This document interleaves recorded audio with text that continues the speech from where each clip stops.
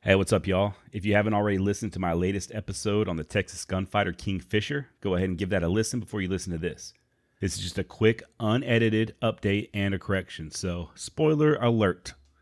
For those of you who did listen to the episode on King Fisher, I realized I made a big mistake right after I went live with it. The guy who Ben Thompson was beefing with was named Joe Foster, not Ben Foster. I messed it up in my notes and somehow it made it on the podcast, so shame on me. But the real reason I wanted to make this quick update was because, completely on accident, I stumbled onto some new info last night that sheds more light on King Fisher and Ben Thompson's last moments. I've mentioned True West Magazine on this podcast a few times. They're a great resource for all things Wild West history related. The article they posted way back in 2016 that I just found last night and cannot, for the life of me, figure out how the hell I didn't find it when I was doing my research, is called Forewarned and Forearmed, written by Bob Boze Bell, whom I've also referenced on this podcast. Mr. Bell is a historian, an author, an artist, and way more knowledgeable than me on all of these topics. I'd highly suggest checking out any and all articles you can find by the guy. This one, like I said, you can find at truewestmagazine.com. I will link to it in the description. So let's get to it. I mentioned that Ben Thompson was in a foul mood when he was on the train ride from Austin to San Antonio. Well, according to Mr. Bell, a foul mood is an understatement. Thompson actually went so far as to strike a porter on the train, something that caused blood to splatter all over his hat. So a drunken Ben Thompson did what only a drunk person would think to do. He cut the crown off of his hat and stuck his knife in the brim. And that's how he departed the train in San Antonio. Sprinkled with blood, missing the crown on his hat with a knife stuck in the brim. Looking like a damn psycho. So yeah, right off the bat, not off to a good start. After that, everything basically went as I described.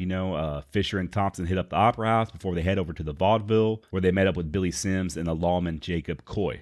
Now, the way I spun it was that it was a setup, that Sims and Coy and Foster got Thompson to go there so they could kill him. And Fisher just happened to be there, wrong place, wrong time. So the official San Antonio version is a little bit different. And this may be why nobody got in trouble over the killing of, King Fisher, who was the acting sheriff of Uvalde County at the time. According to some sources, and this is coming from the article on True West, Thompson started talking shit as soon as they got to the vaudeville. Remember the vaudeville's old owner who'd been killed a few years prior, Jack Harris? Well, Thompson starts making comments about the killing, smart-ass comments. And then he calls Joe Foster a thief and said he really wanted to kill him instead of Harris. Not a great way to bury the hatchet, I think. Probably better ways to go about it. Too bad How to Win Friends and Influence People wasn't published already in 1884. Anyway, supposedly King Fisher tried to calm Ben down and get him to go downstairs to the bar and have a drink. Let's let shit cool down. Thompson agrees, but first he offers his hand to Foster, and Foster refuses to shake it. This infuriates the drunken Ben Thompson, who allegedly pulled out his pistol and smacked Foster in the face with it, and may have even forced the barrel inside of Foster's mouth. The law officer Coy tried to grab the barrel of Ben's pistol, and that's when everybody started shooting. And as I said on my episode, Ben and Fisher are then riddled with bullets, and Foster takes a round in the leg. Okay, so which one is it? The version I described on my podcast where Ben and King were ambushed, or the version I just now described where Thompson is the one that starts the dance? The article states two things in contradiction to what I said on my podcast. I said, as I had read, that King Fisher was in Austin in the capacity as a tax collector, which he was in addition to being sheriff. According to Bell, Fisher was in Austin as acting sheriff to learn about a new law which made fence cutting a felony. But I guess the reason doesn't really matter. Whatever the fuck. He was in Austin, and he ran into Ben Thompson. I also said that Ben Thompson had Fisher accompany him to San Antonio to meet with Foster. According to this article in True West, Fisher was already going to go to San Antonio. The train back home would pass through San Antonio, and Thompson decided to accompany him. I mentioned this because some people, so I just found out, speculate that the two didn't just accidentally bump into each other in Austin, and that King Fisher may have lured Ben Thompson to San Antonio so that he could be murdered.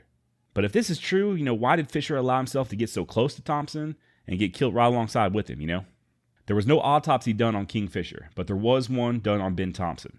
The autopsy revealed that whoever shot him did so from above and to his left. He took 8 bullets, 5 of them to the head. Some of the bullets were Winchester rifle calibers, not pistol calibers. And these were the shots that came from above and to the left, from the other box seat area. According to 2 eyewitnesses to the fight, Sims and Foster approached Ben and King as they were seated. When Foster refused to shake hands, King insisted that he shake like a gentleman. Foster once again refused, and that's when Sims and Coy quickly stepped aside. Like I said on my podcast, the suddenness caused Fisher and Thompson to spring from their seats, and that's when they were cut down. Coy and Sims then shot additional shots into the pair, allegedly after they were already on the ground. In the article, Bell quotes a historian named Tom Bicknell, who says, quote, "Once Thompson insisted on speaking to Foster, he sealed his doom. Maybe if Ben hadn't pushed for a meeting with Foster, he may have gotten out of the vaudeville alive. The shooters must have been ready to react to a given signal. And I believe this would have been when Sims and Coy moved quickly out of the way. Joe Foster was careful to be out of the line of fire. I doubt any argument had time to develop." End quote. Remember how I said that Kingfisher managed to get off at least one round before he was killed?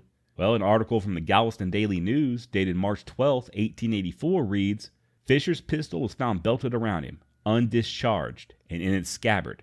A remarkable circumstance for one so quick in drawing and so self-possessed when in danger." So there y'all go. Well, wish I had read this even just 2 days ago and I would have added it to my podcast. So that's my bad. But I found this extra info really interesting, so I thought I'd make this quick recording and share it with you. So what do you think? Sounds to me like it wasn't a setup, like I previously thought. And I don't think Kingfisher lured Thompson to the theater. I think Ben was drunk and pushing for a meeting with Foster, who clearly didn't like him. And you gotta think, Ben Thompson and Kingfisher at this point in time were two of the deadliest men in Texas. And they're both coming to your joint? No wonder Foster had armed men with rifles at the ready, just in case anything popped off. So what do you think? Was it an ambush? Did Thompson really pistol whip Foster? Was it a big misunderstanding?